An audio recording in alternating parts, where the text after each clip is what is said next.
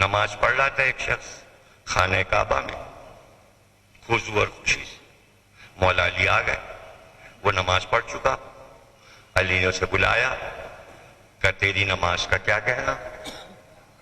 ایک تو مکے میں پڑھ رہا تھا، حرم میں پڑھ رہا تھا، اللہ کے گھر میں پڑھ رہا تھا، رکن و مقام کے درمیان پڑھ رہا تھا، اور پھر خضوع و خشوع سے پڑھ رہا تھا۔ تعریف کر دی نا، اور اب پوچھا بتا اس نماز کی روح کیا ہے؟ اس نماز کا باطن کیا ہے؟ اس نماز کی تعویل کیا ہے؟ اب اس نے خود پریشان ہو کے کہا مولا کیا نماز تعویل ہے؟ علی نے کہا رسول پہ کوئی ایسی تنزیل نہیں ہوئی جس کی تعویل نہ ہو۔ اس نے کہا کیا ظاہر و باطن بھی ہے؟ کہ ہر اسلام میں ظاہر جو ہے تو اس کا باطن بھی ہے، جس کا جسم ہے اس کی روح بھی ہے۔ اب بتا اس نماز کا باطن کیا ہے؟ کہ میں تو پڑھتا ہوں، مجھے کیا پتہ اس کا باطن کیا ہے؟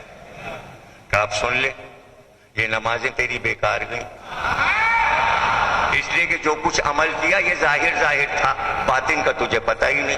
اس نے کہا مولا آج سے بتا دیجئے۔ تو دیکھیے اس کی غلطی پہ تھوڑی وہ علی نے کہا کہ تو جہنم میں جائے گا، ارے بھائی آج معلوم ہوا ہے تو اب سے صحیح کر لو۔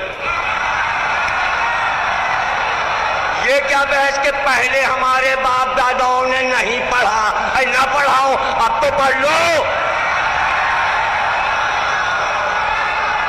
غصہ کیا ہے کہ منہ پھلا کے چلے گئے؟ یہ کیا ہے؟ یہ کیا عادہ ہے؟ صحیح کر لو۔ اس نے کہا مولا بتائیے۔ کہ سن نماز ظاہر ہے، اس کا باطن میں ہوں، اگر میں نہیں تو نماز نہیں ہے۔ پڑھ لو مسلمانوں، اگر علی نہیں ہے تو پڑھتے رہو